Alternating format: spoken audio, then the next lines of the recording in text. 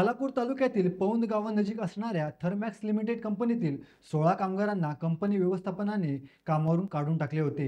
या विरोधात कामगारांनी आणि त्यांच्या कुटुंबियांनी मागील 4 दिवसापासून आमरण उपोषण चालू ठेवले होते। अखेर कंपनी व्यवस्थापनाने उपोषणाची गांभीर्याने दखल घेत रात्री उशिरा लोकप्रतिनिधी आणि कामगार यांच्यासोबत सकारात्मक चर्चा केली। त्यात उपोषणकर्त्यांच्या मागण्या मान्य केल्यानंतर उपोषण स्थगित करण्यात आले। टाइम्स डिजिटलला लाईक करा, सबस्क्राईब करा, शेअर करा आणि बेल आयकॉन दाबायला विसरू नका। पाहत रहा टाइम्स डिजिटल।